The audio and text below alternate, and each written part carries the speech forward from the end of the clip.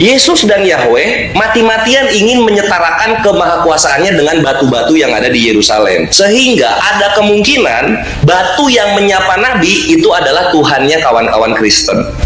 Gitu. Silakan, Dev. Ya, jadi ini untuk kalian sendiri. Dulu kami menyembah batu.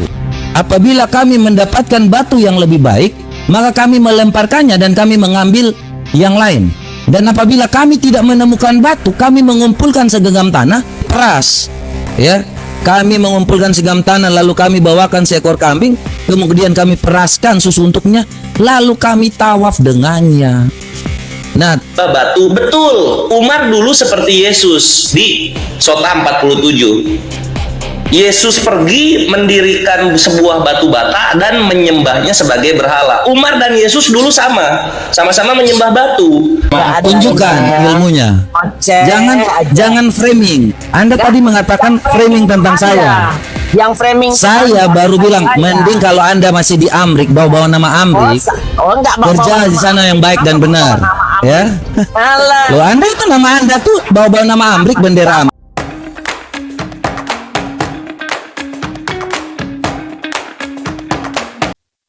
Oke, assalamualaikum warahmatullahi ta'ala wabarakatuh. Teman-teman, nyangka nggak kalian kembali lagi bersama Ustadz ganteng kalian, Ustadz Ahmad Damanhuri tentunya teman-teman ya sekalian. Saya ini tiru gaya Kores guys. Nah, musuh bebuyutan yaitu Kores Kristus, Kores Triun Slayer. Ketemu lagi dengan musuh bebuyutannya yaitu mata pisau Robert Lele, teman-teman. Nah, cukup berani daripada hal yang dilakukan oleh Robert Lele, di mana dia naik ke Komando Muslim ke Ustadz Yusuf PI untuk mencoba berdebat dengan Ustadz Wafi. Kebetulan Ustadz Wafi ada di situ. Nah, video perdebatan dengan Ustadz Wafi sudah kita tayangkan dan sekarang Kores naik. Karena ini adalah incaran Kores. Nah, kita lihat peperangan yang begitu mengerikan di antara Kores dengan mata pisau akan sejauh apa? Sebombardir apa? Biasanya Kores tidak akan menahan diri.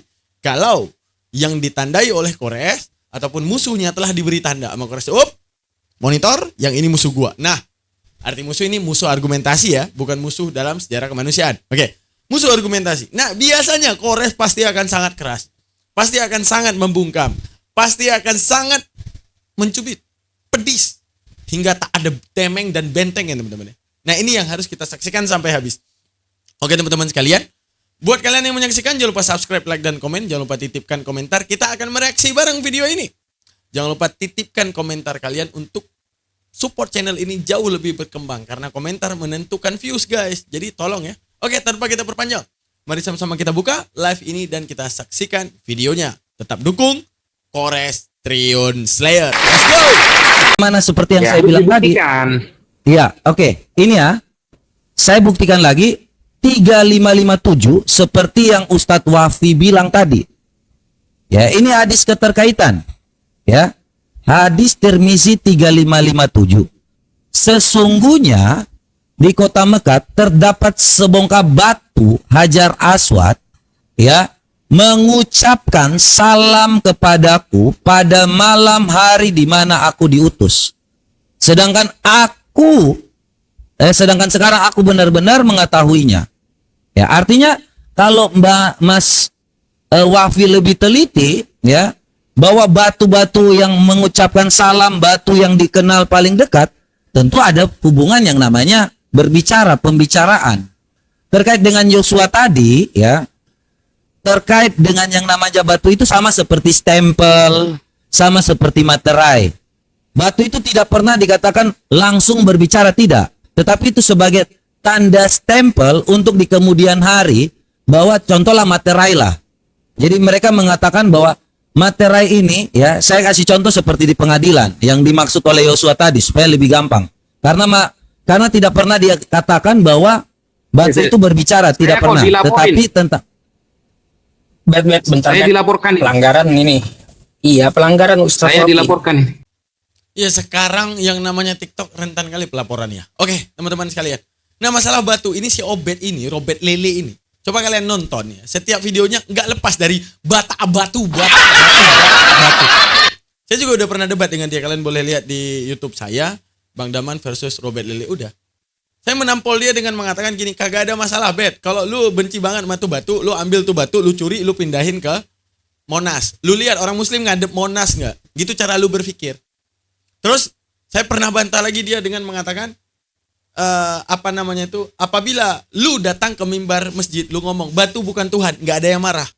Kenapa? Ya memang batu Hajar Aswad bukan Tuhan. Untuk menunjukkan itu hanya masalah bagi elu.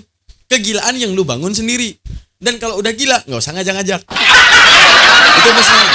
Nah, tapi kita kalau datang ke mimbar mengatakan apa? Yesus bukan Tuhan. Nah ini ada perasaan, nggak bener nih. Nah kan gitu. Sekarang kalau batu Hajar Aswad dikatakan bukan Tuhan, nggak ada yang marah. Menunjukkan apa? Klaim pribadi lu dan tak pernah disetujui. Ini yang harus sadar sebenarnya. Iya. Siapa yang laporin saya, weh? Jangan marah loh. Jelasin pakai Islam kok, Ustaz Wafi. Assalamualaikum warahmatullahi wabarakatuh. Bet. Salam. Assalamualaikum warahmatullahi wabarakatuh. Iya. Bentar, saya turun dulu. Malam. Ini kok, mau ada kalau dibiarin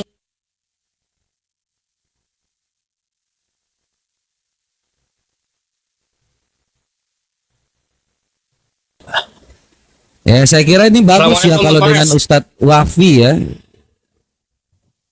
Silakan, kores lagi. Oh, gue masuk ya. Oke, wait. Jadi kawan-kawan Kristen di sini itu mungkin agak berbohong kalau gue lihat ya, karena untuk menghapus dosa sehabis-habisnya itu hadisnya jelas banget, Bet. Itu hadisnya jelas banget. Ini kita lihat sama-sama. Nah, Musnad Ahmad 5364 ya. Rasulullah SAW bersabda, mencium rukun Yamani dan rukun Aswad akan menghapus dosa sehabis-habisnya. Jadi ini rukunnya dua. Kenapa yang Hajar Aswadnya doang di framing kawan-kawan Kristen? Kan ada Yamaninya di sini. Kok nggak dibawain supaya framingnya sempurna gitu? Ini dibawain atuh rukun Yamaninya. Yesus melihat loh, Yesus melihat apa yang kalian lakukan loh. Ini dua. Iya betul juga sih. Ya kan ya? Rukun Yamani dan rukun Aswad. Coba kita lihat sekarang. Rukun Yamani itu kayak gimana sih? Nah, ini rukun Yamani. Nih, sudut yang ini nih. Ini juga harus dicium gitu loh. Baru bisa terhapus dosa sehabis-habisnya. Kenapa kalian framing mulu soal batu? Gitu. Bang Kores, ente pelanggaran, Bang. Waduh, baru satu data ini. Gak apa-apa, gua lanjut dulu ya. Gua lanjut dulu. Itu kan bener, dikit-dikit pelanggaran ya teman-teman. Iya juga, cuman apa masalah mereka sama batu ya? Apalagi si Robert nih. Apa jangan-jangan dia dulu pernah dikejar sama emaknya gara-gara nggak pulang main PS atau ke warnet, dilempar batu kena kepala ya? Makanya dia dendam kali sama batu, nggak tahu gue kenapa dendam kali dia sama batu ya? Itu satu gitu kan. Jadi kawan-kawan Kristen di sini dalam nama Roh Kudus mungkin dia bertakiyah mungkin di sini gitu. Karena hadisnya jelas kok dua. Nggak cuma rukun Aswad doang. Tuh, rukun Yamaninya ada ya. Kita lanjut sekarang. Nah, seperkara batu sebenarnya itu lebih condong kepada Yesus Kristusnya di Kristen. Kita lihat di mana Yahudi yang mengenal Yesus sebagai anaknya sendiri. Ini membongkar bagaimana sebelum dia jadi Tuhan. Ini ada di Sefaria, Sota 47-14. Ini kalau di Islam setara hadis Tirmizi, Sota 47-14. Ini udah gua bahasa Indonesia kan ya. Kalian bisa lihat di sini. 47 nomor 14. Suatu hari Rabi Yehosua ben Perahia sedang melafalkan Shema ketika Yesus datang di hadapannya. Ia bermaksud menerima Yesus pada kesempatan itu. Jadi ia memberi isyarat dengan tangannya agar Yesus menunggu. Yesus mengira ia menolak Yesus sepenuhnya. Karena itu Yesus pergi dan mendirikan sebuah batu bata dan menyembahnya sebagai berhala. Kita tahu ya, Yesus waktu muda itu dia belajar ke bait suci. Nah, ini gurunya dikasih tahu sama Yahudi, Rabi Yehosua ben Perahia. Nah, jadi sebenarnya yang menyembah berhala batu bata itu Yesus Kristusnya sendiri loh, bukan Islam. Ini data bisa di searching di Google gratis, nggak pakai berbayar, di imannya Yahudi gitu. Nah benar kata Kores, itu data bisa di searching langsung di imannya Yahudi. Kenapa harus searching ke Yahudi? Kan mereka sendiri bilang abad ke-7. Kenapa mengkoreksi abad pertama? Ya salah abad 7 lah. Berarti kesimpulannya apa? Yang terakhir salah. Kristen dengan Yahudi siapa duluan? Yahudi. Nah, kalau Islam bisa disalahkan karena terakhir, harus disalahkan Kristen karena duluan Yahudi daripada Kristen. Nah, pemahaman Yahudi tentang Yesus apa? Yesusnya nyembah berhala. Ayo, kena ya kan? Nah, mereka itu makanya saya bilang, iman mereka itu ketika dibangun, standarnya nabrak nanti. Mereka mengkritisi Islam dengan satu standar, standarnya nabrak dengan yang lain. Menunjukkan apa? Ini ajaran tengah memang agak aneh, guys. Maksudnya ajaran tengah, Islam kepada ajaran tengah, kafir. Yahudi kepada ajaran tengah, dikatakan apa? Aboda Zara, nyembah dewa sesat. Jadi kenapa Tuhan kalian yang menyembah batu, kalian menuduh Islam gitu loh kawan-kawan Kristen ya? Kenapa? Baik. Ini Saya jawab ya. belum masih ada. Sabar. Silakan. Lanjut aja. Siap. Saya kalau terima data seperti itu sih hanya ketawa-ketawa aja sih. Silakan. Ya, sama. Nah, ini dari Yahudi yang memberitahukan bagaimana masa mudanya Yesus sebelum dia menjadi Tuhan, gitu ya kawan-kawan Kristen. Lalu berikutnya kita lihat dari penggambaran Yahudi juga terhadap batu, begitu ya. Ini di Rashi on Exodus. Rashi itu imam terkenal dan terhormati di Yahudi. Untuk penjelasan Kejadian 3 nomor 22. Di sini dikatakan apa? You shall speak to the stone. Ustadz Wapi, bentar bang. Ya. Bang Kores, Ustadz Wapi yang baru ini kena pelanggaran juga, padahal nggak ngomong dia. Kenapa ya?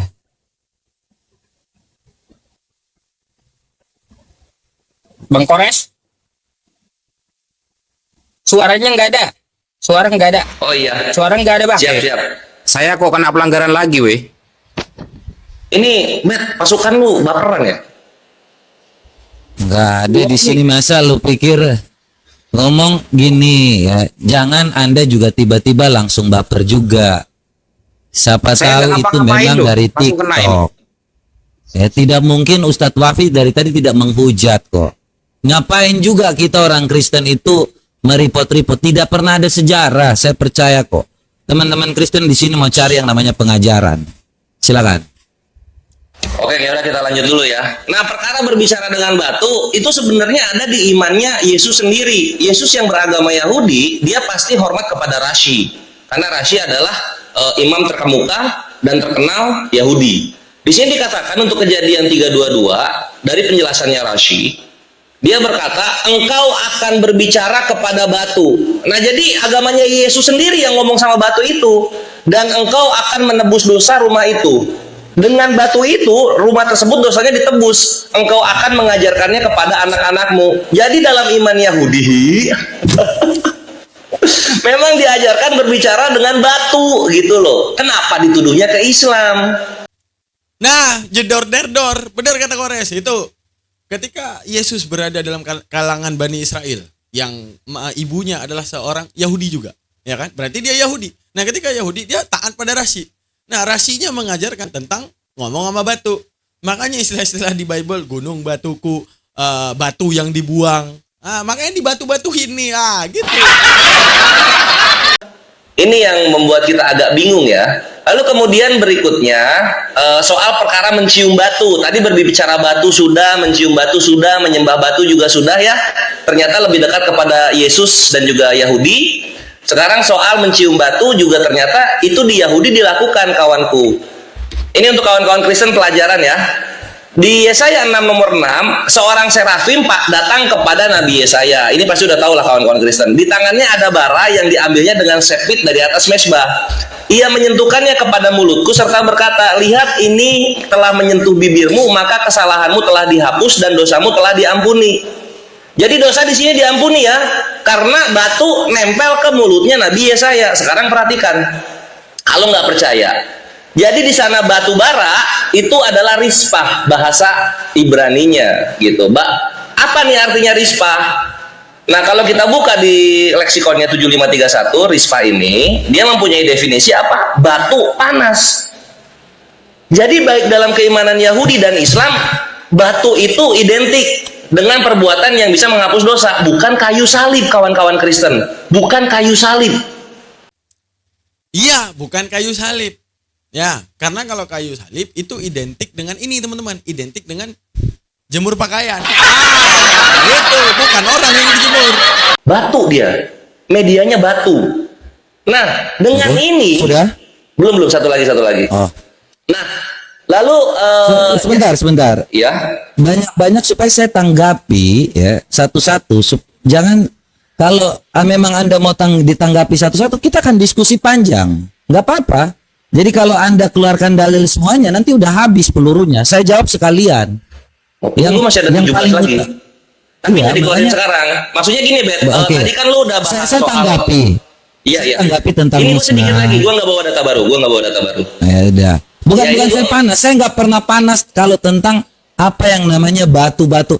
Karena kami menyembah dalam roh dan kebenaran. Dimaklumi. Jadi kalau Anda mau bicara tentang yang namanya batu, tidak pernah orang Kristen itu sujud-sujud kepada batu, tidak pernah. Silakan nah, lanjut. Iya gitu. Tapi bukan Kristennya, makanya yang gue bilang tolong diperhatikan. Tuhannya Kristen yang menyembah batu sebagai berhala. Tuhannya Kristen siapa? Yesus. Kristen nyembah Yesusnya, tapi Yesusnya yang menyembah batu gitu loh. Jadi Enggak. mohon dipahami. Nanti kita ke sana. Nah, Oh ya sudah. sekarang Kukira sekarang nih jawabnya. Silakan. sabar. Nah, ini terakhir nih. Gua nggak akan bawa data lagi supaya lu nggak kelimpungan. Ini gua balikin kamera. Jadi, ketika Nabi dijawab salam, ada batu memberi salam, perhatikan. Yesus dan Yahweh mati-matian ingin menyetarakan kemahakuasaannya dengan batu-batu yang ada di Yerusalem. Sehingga ada kemungkinan batu yang menyapa Nabi itu adalah Tuhannya kawan-kawan Kristen. Gitu. Silakan, Dev. Benar, sesuai data yang dibawa Kores, ya. Lebih dahuluan mana catatan Yahudi dengan Kristen? Yahudi dong, mencatat Yesus nyembah batu nih. Nah, kalau Yesus sudah nyembah batu, orang Kristen nyembah Yesus, kesimpulannya orang Kristen juga harus menyembah apa yang Yesus sembah, apa batu. Mantap, Kores. Luar biasa, bagus nih. Baik, ya. Ini besarin saya dulu Pak Ustadz. Enak nih kalau dengan Kores kayak gini Minta ya. besarin dia. Ya, ini karena saya data. Ya, saya tuh kalau Kores ngomong pakai akun lain ada nggak? Bentar, Bet. Akun lain. saya nggak pernah Bang Kores. yang namanya lari kalau seperti ini. Pakai akun lain Kores supaya Pakai jangan. akun lain bisa nggak? Nggak akan turun ini. Lanjut aja. Nggak akan turun nih. Masalahnya saya yang kena kalau enteng nggak turun. Oh gitu. Katanya. Oh iya. Pelanggaran. Gimana ya? Ya udah. Ada akun yang lain. Ya banyak akun. Tunggu bentar. Iya. Udah, Silakan. masukin dulu. Gampang ini. Kalau tentang yang namanya mitzah ya, hal-hal yang namanya misnah ya, tafsir-tafsir rabbinik itu ya itu kan ajaran Yahudi. Ya, jadi silakan ya, orang-orang Yahudi saat ini tuh selalu dengan yang namanya tradisi-tradisi omong kosongnya aja. Ya. Kalau Anda mau ngomong tentang hal seperti itu. Oke, saya jawab ya. Belum ya? Silakan. Iya nih, bentar. Iya. Ustadz sambil nunggu Kores nih, follow dulu Iwan Villa ya. Ini suara saya udah begini nih, udah lagi flu banget nih. Iya. Iwan Villa, polo-polo ya. Kalau udah soal polo-polo ya, pokoknya polo-polo ya. Jangan lupa polo-polo ya guys ya, polo-polo. Mata pistol Mana Bang kebanyakan Koresnya? framing juga saya lihat ngomongnya. Diam, kalau kau bacanya nggak sedikit, punya ilmu kau diam. konsepnya Nanti panjang, lebar ku sikat penjelasan, kau padahal nanti pendapat kau dibela pribadi sama itu. Yusuf PI. Mending kau diam. Kau bukan level Ya, saya saya. nggak ikut-ikut Kau kan. jualan mobil-mobil aja di sana. Saya sama Paulus ya, urusan Paulus sebelum selesai. Nggak apa-apa. Kalau saya kasih tahu, naik aja kalau yang saya lain kasih dulu. tahu kau, kalau kau masih hidup di sana, nggak usah banyak bacot, ngikut aja jual mobil aja. Ya nggak usah aneh-aneh di sini. Alah, Ya, branding pribadi. Enggak. Alah, Gini, saya kasih tahu mata you. pisau. You mau Nggak pakai ada ilmu, nggak ada tunjukkan ilmunya. ilmunya. Ngoceh aja. Jangan framing. Anda tadi mengatakan framing tentang Ada. saya. Yang framing Saya saya, baru bilang, saya. mending kalau Anda masih di Amrik, bawa-bawa nama Amrik, enggak bawa kerja nama di sana yang baik dan Amrik. benar. Nama Ya. Alah. Loh, Anda itu nama Anda tuh bawa-bawa nama Amrik, bendera Amrik kan? Kerja di Kan sana. ciri-ciri khas saya. Suka-suka kau. Nah, iya makanya kalau masih pamer-pamer Amrik, kau kerja dulu di sana. Ya kau kerja dulu. Nggak usah framing saya, kau bukan kelas saya. Alah. Kau nanti kalau pun jawab, Diskusi lah. kau saya diturunkan. Nah, berani dia sama perempuannya. Begitulah dia, matanya udah tumpul itu. Udah picak kata orang bawah. Udah lanjut Kau yang ngomong saya bilang berani dengan perempuan. Kau yang ngomong saya loh. Udahlah Bu, udah sabar dulu biar kores ya. Ya Bu ya, santai dulu, santai. Soal kenegaraan, soal kependudukan ya itu ntar di belakang itu di catatan sipil ya. Nah, biar kores saya dulu ya. Biar kores saya dulu ya. Saya diam ketika kau promosi akun kau. Kau cuma framing, data sedikit, kau ngoceh panjang lebar. Nah sekarang lanjutin, mana koresnya belum naik. Saya nggak mau urusan sama kau. Ya makanya. Nanti urusan Paulus boleh sama Kau saya. kau diam di situ. Kau nggak ngerti apa-apa diam. Nggak usah framing. Apa nggak berau apa-apa. Nanti kalau ku sikat kau kau tahu ya. Saya nggak peduli. Oh saya nggak peduli juga. Emang nggak Ya makanya. tahu. Oh jangan ngemis-ngemis bilang yang namanya cewek-cewek. Saya sikat juga. Oh saya sikat juga kau. Mau ke nama pisau, nama malaikat juga nggak masalah. Ayo lanjut. Oke Mare. guys. Oke lanjut ya. Dah jangan debat kusir. Ini ada yang namanya tadi tentang yang namanya misnah ya. Jadi Kores ini membawa misnah-misnah, binik-rabinik ya. Kalau teman-teman lihat cerita-cerita yang namanya bersumber, kalau misnah ini adalah karya besar pertama dalam literatur rabinik. Jadi ini tentang yang namanya literatur disusun oleh Rabi Yahuda Hanasi sekitar tahun 200 Masehi. Jadi ini bukan suatu hal pendukung yang benar ya. Ini hanya cerita dari lisan ke lisan. Kemudian baru dituliskan. Jadi semacam dongeng-dongeng yang ada kemudian baru dituliskan. Ya, itu ya. Saya jawab tentang yang namanya tafsir-tafsir rabinik. Tentang yang namanya kekristenan, kami tidak pernah yang namanya menyembah batu. Ya, kami tidak pernah yang namanya menghapus dosa dengan batu. Ya, Tuhan Yesus di sini katakan. Obed, nggak sadar-sadar si Obed ini teman-teman. Yang bahas si Obed siapa? Yang bahas Kristen siapa? Yang dibahas Yesusnya. Yang dibahas Yesusnya sesuai catatan Yahudi nyembah batu nih. Bukan lu. Lu bodoh amat lu nyembah Yesus. Tapi yang lu harus tahu, yang lu sembah nyembah batu. Kan itu. Bukan kami nggak pernah ya disuruh nyembah batu. Iye, disuruh nyembah dia. Tapi masalahnya dia nyembahnya batu. Di situ maksudnya. Jadi ujung-ujungnya apa kalian sembah adalah satu sesembahan yang nyembah batu. Selesai. Gampang kok. Tetapi akan saat datangnya tiba bahwa penyembah-penyembah benar akan menyembah Bapa dalam roh dan kebenaran. Sebab Bapa menghendaki penyembah-penyembah demikian. Allah itu roh. Dan barang siapa yang menyembah dia, menyembah dalam roh dan kebenaran. Jadi tidak ada yang namanya kami menyembah batu. Ya, ini saya sampaikan dengan tegas, tidak pernah ada yang namanya Kristen bicara dengan batu seperti yang dikatakan oleh dalil Islam sendiri. Kalau dibilang bahwa tentang rukun Yaman yang Kores bilang, ya kalau batu yang berbicara, entah batu mau bilang bersama-sama dengan rukun Yamani, tetapi di sini Nabi berbicara dengan batu.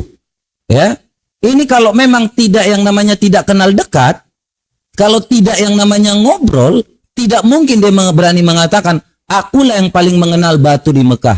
Masa contohnya ya, Yusuf PI dengan Kores tidak saling mengenal dekat, tapi berani ngomong mengenal dekat. Tentu sudah ada pembicaraan dong.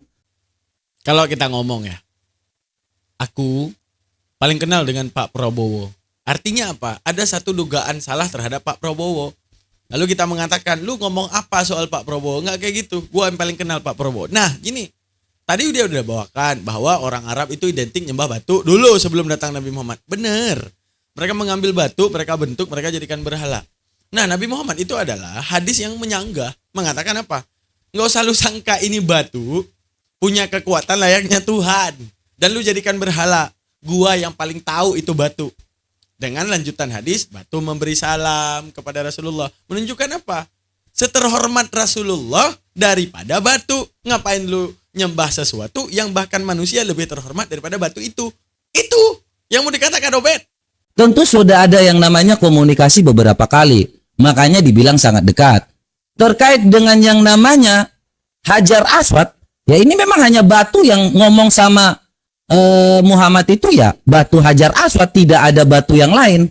terkait dengan batu Hajar Aswad mau menyampaikan bahwa yang namanya rukun Yamani ini juga bisa menghapus dosa, saya tidak peduli dengan itu. Tetapi sepengetahuan saya dalam Sunan Abu Daud dan Sunan yang namanya Sahih Muslim ini, ya tentu Tirmizi 3557 ini juga menyampaikan Hajar Aswad yang mengatakan, ya. Dan kalau kita melihat bagaimana Hajar Aswad ini menyampaikan, karena pada saat zaman itu banyak penyembahan terhadap batu. Nih kita buka ya. Penyembah batu. Itu kebalik, Obed. Kalau sana nyembah batu, bukan itu bukan batu yang kasih salam ke Nabi Muhammad. Nabi Muhammad yang kasih salam ke batu. Itu baru benar. Datang dia kasih salam, "Woi batu, Assalamualaikum." Kan gitu. Bukan kebalikannya untuk menunjukkan Rasulullah rahmatan lil alamin ini dihormati oleh batu tersebut. Termasuk Hajar Aswad. Untuk mengatakan bahwa ketika mereka menyembah batu menyangka ada overpower pada batu, sebelum Rasulullah mewartakan Islam secara sempurna dan kafah, Rasulullah menimpal kepala mereka dengan mengatakan apa? Lu menyangka batu se-overpower itu. Kagak usah sok kenal lu sama batu. Gua paling kenal soal batu. Ini untuk membantah dan menyentil pola pikir mereka terhadap sangkaan yang salah terhadap batu tersebut. Bet. Nah, kalau cara mikirnya, kalau Rasulullah memberi salam kepada batu, nah benar, ini penghormatan terhadap batu. Ini nggak ada batu yang beri salam kepada Rasulullah untuk menunjukkan apa? Makhluk Allah mencintai Rasulullah juga, gitu. Selesai. Ini di dalam hadis Islam sendiri, teman-teman, ya. Ini saat itu tuh penyembah batu, teman-teman. Jadi kalau teman-teman melihat di dalam hal-hal seperti itu, dulu kami menyembah batu. Apabila kami mendapatkan ini ya, Sahih Bukhari 4027, ya, supaya jangan teman-teman berpikir bahwa saya ini membuat framing. Tidak, dari kalian untuk kalian kepada kalian. Saya tidak pernah pakai data dari luar, dari agama manapun. Ya, jadi ini untuk kalian sendiri. Dulu kami menyembah batu. Apabila kami mendapatkan batu yang lebih baik, maka kami melemparkannya dan kami mengambil yang lain. Dan apabila kami tidak menemukan batu, kami mengumpulkan segenggam tanah, lalu kami bawakan seekor kambing, kemudian kami peraskan susu untuknya, lalu kami tawaf dengannya. Ini yang melakukan tawaf ini adalah penyembah batu. Apabila datang bulan Rajab, kami mengatakan tidak ada peperangan, maka kami membiarkan tombak maupun panah tajam kecuali kami cabut, ya, lemparkan sebagai yang namanya pengagungan. Tapi pada intinya gini, ya, saya mau jelaskan di ayat ini aja, ya. Poinnya gini, penyembah batu itu melakukan tawaf. Yang melakukan tawaf lebih dulu adalah penyembah batu atau Islam. Lah memang ajaran tawaf itu ajaran dari Allah. Walau bagaimanapun manusia mengotak-atiknya ya teman-teman ya. Ya tetap itu ajaran dari Allah. Sehingga ketika contoh nih saya bilang, Allah memerintahkan manusia untuk sujud. Ketika ada orang yang menyembah selain Allah, menyembah kucing misalnya, dia sujud. Apakah karena dia udah sujud duluan kita tidak boleh sujud lagi? Enggak, karena ini ajaran baku. Datang dari Allah, tidak perlu Allah mengubah ajaran ini hanya karena kalian udah menyelewengkan. Enggak perlu. Seperti tawaf di kitab lu, mengelilingi mesbah, ada tawaf. Nah, di kitab lu ketika ada tawaf, apakah karena kalian udah nyembah Yesus ataupun di kitab kalian tertulis tawaf kami nggak boleh tawaf lagi? Enggak. Allah ingin ngasih tahu ini syariat daripadaku. Mereka yang tidak setuju dengan aku mencoba mengubah syariat yang pernah kuturunkan, yaitu tawaf, kepada tawaf berhala mereka untuk menyelewengkan kalian. Tapi tenang, Rasulullah sang rahmatan lil alamin akan kemudian mengajarkan kepada kalian bagaimana hukum yang telah diobrak-abrik oleh mereka dikembalikan kepada kemurnian hukum, yaitu apa? Tawaf, yaitu apa? Tentang Hajar Aswad dan segalanya, dan tentang cara bersujud yang benar. Jangan sampai mensujudkan diri kepada makhluk. Selesai. Karena tentu adanya di sini penyembah batu yang melakukan tawaf. Ya, kalau teman-teman lihat dalam dalil-dalilnya, batu bisa menghapus dosa, batu bisa berbicara dengan Nabi, batu bisa melakukan segala sesuatu. Itu tentang batu semua. Karena batu itu disembah. Kalau kami, sejak kapan ada orang yang namanya bangsa Yahudi melakukan tawaf? Tidak pernah. Tidak pernah bangsa Yahudi pun melakukan yang namanya penyembahan terhadap batu. Kemudian mereka ngambil susu, kemudian melakukan tawaf. Tidak pernah. Yang melakukan tawaf itu adalah Islam. Yang melakukan hal-hal tawaf itu adalah penyembah batu. Ini ya. Nah kalau tawaf itu lu bilang nggak ada di Yahudi, di kitab lu juga nggak boleh ada. Yang mengelilingi mesbahmu itu nggak perlu ada gitu. Nah kalau itu ada di kitab lu ya berarti pernah ada, pernah dilakukan. Nah pernah dilakukan dan saat ditawafi dan juga nggak ada pakai darah binatang. di mana mereka itu memuji seperti contoh Daud ya dalam Mazmur 26 ayat 6. Bunyinya gini, aku membasuh tanganku tanda tak bersalah lalu berjalan mengelilingi mezbahmu ya Tuhan. Artinya apa? Memuji Tuhan layaknya orang Islam. Benar, ini memang syariat yang diturunkan kepada rasul-rasul terdahulu dan selamat datang di kebenaran. Jadi ini dari dalil kalian untuk kalian, tidak pernah saya melakukan framing. Ya. Jadi tidak pernah ada yang namanya bangsa Yahudi itu datang melakukan tawaf kemudian menyembah batu. Tidak pernah juga bahwa dalam midras itu atau teman-teman semua, loh kenapa dipotong? Saya kan masih jelaskan. Iya. Bingung aku dengan penjelasan kamu. Loh, memang kan ini kan saya lagi tegaskan. Yang namanya melakukan tawaf itu adalah penyembah batu. Penyembah batu ini bersama-sama dengan Islam atau tidak? Karena di sini tadi maksudnya poinnya apa gitu? Kau ringkasin gitu. Lo tadi Kores buka banyak data bisa. Ya saya diam, saya dengar. Kok giliran saya kok tiba-tiba saya harus yang namanya penegasan bahwa ada yang namanya tawaf. Ya tawaf ya. Orang-orang yang melakukan penyembahan terhadap batu yang melakukan tawaf. Bangsa Israel tidak pernah melakukan seperti itu. Orang Kristen tidak pernah melakukan seperti itu.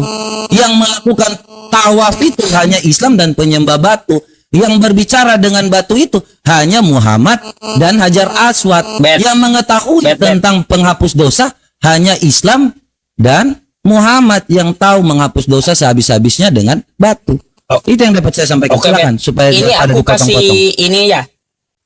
Nah, berbicara fadailul amal, boleh lihat di Islam itu telah termasuk ke salah satu syirik, guys, yaitu meyakini kalian ke haji nih. Tujuan kalian ke haji ngapain? Memang cium batu Hajar Aswad biar kalian nggak hapus dosa, terus balik ke negeri kalian berzina lagi, terus ke sana buat hapus dosa. Iktikad batu Hajar Aswad menghapus dosa ini masuk ke dalam bab syirik. Karena dalam Islam bukan itu yang diajarkan. Islam itu mengajarkan efek perbuatan. Apa efek perbuatan? Karena mencari ridha Allah, kebetulan kamu melakukan ibadah ritual tersebut membawa kepada terampun dosa.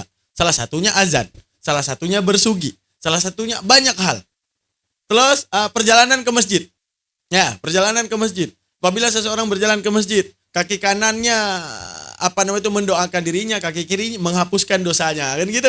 Nah, itu hadis Rasulullah. Apakah kita nyembah kaki gara-gara kaki bisa hapus dosa? Akan tetapi itu fadailul amal, fadilah daripada sebuah ketaatan kepada Allah. Begitu juga itikad kita ke haji, cari ridha Allah, mencium batu Hajar Aswad karena ridha Allah. Efeknya hapus dosa. Gitu. Aku kasih waktu aja ya, 5 menit gitu. Oke? Gimana? Oh, ditanggapi? Oh, siap ya. Iya, jadi pertama soal berbicara dan menyembah, gue nggak akan mengulang apa yang udah gue tampilkan gitu. Berbicara dengan batu itu ajarannya nenek moyang Yesus, yang dimana bisa kalian lihat itu di Rasi untuk penjelasan Kejadian 3:22. Harus berbicara dengan batu supaya batu bisa menghapus dosa, dan ajaran ini harus kalian turun-temurunkan kepada anak cucu kalian. Itu tadi sudah datanya. Lalu kemudian gimana yang itu tadi, Bang? Di Rasi tadi, gua harus nampilin lagi ya. Tunggu. Nah, ini di Rasi di sini. Nanti kalian bisa buka di sini ya kawan-kawan, karena Yahweh dan Yesus itu mati-matian ingin menyetarakan dirinya dengan batu gitu. Entah kenapa. Di sini ya. You shall speak to the stone. Tuh. Rasi on Exodus. And you will atone for the house. Dan kamu akan menebus dosa untuk rumah. Dan you shall teach it to your sons. Kau harus ajarkan itu kepada anak-anakmu. Memang nenek moyang dari Yesus ini sudah sangat terkait dengan berbicara pada batu. Di dalam Islam batunya ngasih salam. Di dalam Yahudi dan Kristen batunya yang diajak berbicara gitu. Ini datanya ya. Ini tinggal nunggu viral aja sebenarnya kawan-kawan Kristen dan Islam gitu. Lalu soal menyembah batu tadi dibawakan kan Umar dulunya menyembah batu. Betul. Umar dulu seperti Yesus di Sota 47. Yesus pergi mendirikan sebuah batu bata dan menyembahnya sebagai berhala. Umar dan Yesus dulu sama-sama menyembah batu. Tapi alhamdulillah Umar bertaubat masuk Islam. Zaman Yesus Islam belum ada gitu, sehingga ini kita nggak tahu dia bagaimana nasibnya. Ya ini ya, tuh. Gua nggak bohong dan gua nggak framing. Gua membacakan apa yang tertulis. Yesus pergi dan mendirikan sebuah batu bata dan menyembahnya sebagai berhala. Begitu. Kena lagi Aduh, kau, selamat Bang. datang di kebenaran gua. Kena lagi. Ah, elah. Kena lagi. Cuma data begini doang, dia. TikTok sabarlah TikTok. Oh terus ya ini ya, gini gue lanjutin dulu sebentar. Sehingga nggak bisa dibantah lagi. Umar bin Khattab dan Yesus dulunya sama-sama menyembah batu, Robert. Ini harus dipahami. Tapi Umar masuk Islam, selamat dia. Yesus jadi Tuhan. Jadi ini ada dua profesi ya. Umar dulu nyembah batu, akhirnya masuk Islam. Yesus dulunya nyembah batu, kemudian jadi Tuhan. Ah gitu. Iya. Sekarang perhatikan, dia bawa Yohanes 4:24 ya. Allah itu roh katanya. Allah itu roh. Ah, ini untuk kawan-kawan Kristen dari Indonesia, mohon belajar bahasa Yunani. Ini gua bawakan Yohanes 4:24 dari biblehub.com. Perhatikan, nema otheos. Tidak ada kata itu dalam bahasa Yunaninya. Sehingga di sini apa? Strip. Di sini apa? Bani kurung. Dar.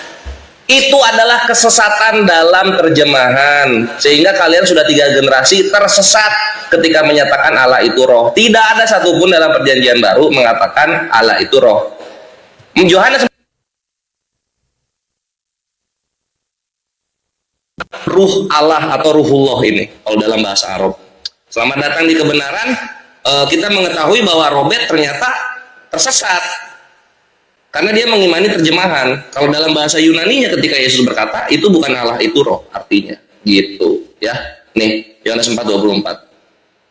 Dan yang terakhir soal itu Yahudi baru tahun 200 gitu loh. Memang kitab kalian dari kapan? Ini yang paling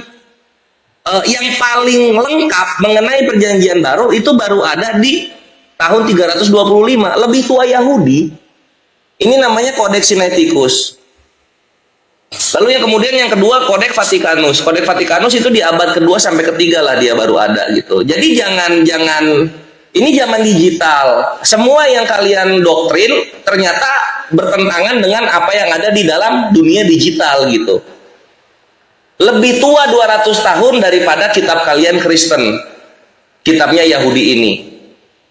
Gitu, Bet. Jadi apa ya? Ini soal satu lagi Mishnah Suka 4:5. Di sini dikatakan begini soal keliling-keliling itu penyembah pagan. Nah, ini kalau kita terjemahkan, ketika di Haji Safuot, Yahudi itu kan hari hajinya ada 3 ya, salah satunya Safuot. Dikatakan di sini, kemudian mereka membunyikan tekia, tiupan sederhana tanpa putus, membunyikan terua, suara terputus-putus, dan serangkaian tiupan staccato pendek, dan membunyikan tekia lagi. Setiap hari mereka mengelilingi altar setiap hari satu kali, dan berkata, Tuhan selamatkanlah kami, berikanlah kami keberhasilan.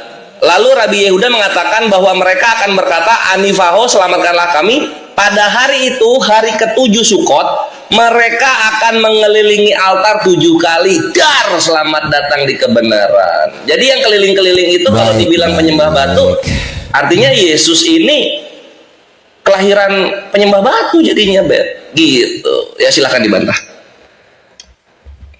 Baik ya. Kalau kita melihat atau mendengar narasi-narasi Kores ini seolah-olah mengarahkan cari remis ya. Tetapi tidak seperti itu Kores.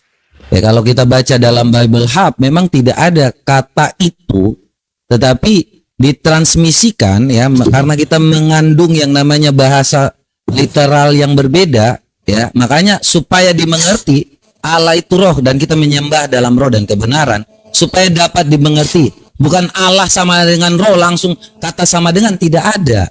Ya, supaya kita mengerti ya transmisi atau yang namanya korespondensi fonetik itu. Ya, terkait dengan yang namanya batu, kau mengarahkan tentang yang namanya di Sefaria. Ini bukan untuk kami dan ini hal-hal yang namanya kau sampaikan ini tidak ada hubungannya dengan kekristenan. Ya, ini tentang yang namanya tradisi lisan di abad 2 yang katanya tahun 200 kemudian mulai dicetak, mulai yang namanya rabbinik ini mulai menulis di tahun 2000. Jadi karya literatur rabbinik ini yang seperti yang disampaikan ini tidak ada yang namanya kebenaran dapat disampaikan, tetapi tentang tradisi lisan dan dongeng-dongeng. Ya, berbeda dengan kalau saya membawa segala sesuatu yang namanya keislaman. Tentu kalau saya bilang bahwa dulu ya orang yang menyembah batu itu melakukan tawaf, kemudian mereka melakukan tawaf sama seperti Islam, ya itu memang ada. Dulu kami menyembah batu, kemudian kami melakukan tawaf. Tawaf itu mengatakan labaik Allahumma labaik, kami datang memenuhi panggilanmu kepada batu. Jadi tidak ada yang namanya hal-hal yang saya sampaikan itu di luar Islam. Islam sendiri pun justru memverifikasi tentang batu yang disembah. Ya, batu-batu itu adalah batu yang sudah dipilih kemudian diperas. Ya, kami mengumpulkan segam tanah lalu kami bawakan seekor kambing, kemudian kami peraskan susu untuknya, lalu kami tawaf dengannya. Nah, yang melakukan tawaf lebih dulu ini apakah penyembah batu atau Islam? Tentu kita belum tahu ini, atau mungkin sama. Ya, kalau Anda memaksakan tentang suatu hal bahwa yang namanya menyembah batu itu adalah pagan Quraisy, boleh-boleh saja, tetapi Muhammad yang namanya sebelumnya bangsa Quraisy pun yaitu mencium rukun Yamani dan rukun Aswad itu menghapus dosa sehabis-habisnya. Tahu dari mana? Tahu dari batu. Batu bisa bicara, tentu saja, karena batu paling dikenal. Ya, batu itu memberi salam kepada Muhammad dan paling dikenal oleh yang namanya Muhammad. Otomatis kita akan mengetahui di sini literasi dari Muhammad itu tentang yang namanya batu-batu saja. Ya, cebok pakai batu pun itu sumbernya dari mana saya nggak tahu juga. Kenapa bisa ada yang namanya mengajarkan cebok pakai 3 batu, dan itu jelas ada. Saya kenapa hubungan Islam ini terkait dengan batu itu sangat luar biasa. Kalau teman-teman bisa membaca juga, apakah memang batu itu juga selain bisa menghapus dosa, batu juga yang namanya bisa juga yang namanya menghapus tinja. Kalau teman-teman baca ya, apa hubungannya dengan batu ini? Ya, ini katanya kalau dengan batu itu selalu dengan bersuci. Bersih tinja itu kan bersuci. Sahih Muslim 386. Ya, aku ya melihat Muhammad ya masalah bersih tinja. Beliau melarang kami dalam bersih tinja. Teman-teman, sorry karena panjang videonya. Ini udah masuk ke dalam cebok pakai batu. Nah, bagian cebok ini adalah bagian yang paling ditunggu Kores. Karena dalam literasi Islam ada yang namanya kalau kita nggak bisa sediakan 3 batu untuk cebok, ya, maka sediakan 1 yang punya 3 sisi. Nah, yang itu nanti dikorelasikan ke Tritunggal yang akan menghancurkan. Ini yang memang kita tunggu. Tapi itu mohon maaf teman-teman. Kita tuh harus bahas di part 2 karena masih panjang banget videonya. Untuk mempersingkat durasi karena sanggupnya seperti ini durasinya. Karena kalau di atas itu jadi sia-sia, jadi nggak nangkep poinnya karena kepanjangan. Kita lanjut di next part 2 ya teman-teman ya. Jangan lupa selalu bersama Almantiki Reaction. Nah teman-teman, jadi hati-hati ya. Syirik itu ada 2. Ada syirik khafi, ada syirik jali. Jali itu nyata. Syirik jali itu apabila langsung mengatakan ada Tuhan selain Allah. Itu jali. Khafi adalah salah satunya khafi, yaitu merubah hukum. Daripada halal ke haram, daripada haram ke halal. Itu syirik. Murtad khafi. Salah satu murtad ataupun syirik khafi ya seperti itu. Meyakinkan ada kekuatan lain yang mampu memusibahkan dan memberikan nikmat selain Allah. Ini murtad. Sekalipun li amrid din, sekalipun pada urusan agama. Seperti apa? Membaca Al-Waqiah dapat membuat rezeki jadi banyak. Kita etikatkan Al-Waqiah untuk itu. Ini syirik. Karena apa? Hakikatnya yang dijelaskan oleh Islam bahwa kamu baca Al-Waqiah karena Allah Ta'ala efek. Ingat ya, Islam itu memperkenalkan dengan efek bukan hakikat. Nah, karena hakikat membaca Al-Waqiah itu adalah ridha Allah. Efeknya rezeki. Agar kita jauh berbeda dengan mereka. Mereka apa? Kan kayak investasi bodong. Siapapun yang investasi pasti untung. Nah, apa jauh beda mereka guys? Sama. Siapapun yang percaya maka tertebus dosa. Selesai. Kalau masuk surga selesai. Oh, hancur. Nah, terus kita untuk menjauhi daripada hal tersebut, bahwa nggak ada hal seperti itu, enak banget. Menghapus dosa sehabis-habisnya. Ini hanyalah untuk, kan ada 2 ya. Ada istiqa, Ada lil gharib, bukan gharib, li ighmar, li istibak. Nah, ada dua. Dalil dalam Al-Qur'an berbicara tentang perintah ataupun kesunnahan sesuatu perkara itu ada istibak, ada istikak. Istikak menakuti, istibak untuk gemar. Salah satu untuk gemar yaitu ditampakkan dengan efek daripada perbuatan. Nah, karena haji ini sulit, ditampakkan efeknya luar biasa, apa? Menghapus dosa yang sehabis-habisnya. Tergantung itikad. Kalau itikadnya bukan lillah, mau pansos, mau kasih nampak ke dunia bahwa kita naik haji, ini nggak ada. Terampun dosa sehabis-habisnya nggak ada. Karena efek terampun dosa dan apapun efek di dalam Islam itu dijelaskan karena keikhlasan, karena murni mencari ridha Allah. Maka setelah adanya ridha dari Allah, maka daripada hal tersebut terpaculah segala efek-efek daripada perbuatan tersebut. Makasih banyak teman-teman.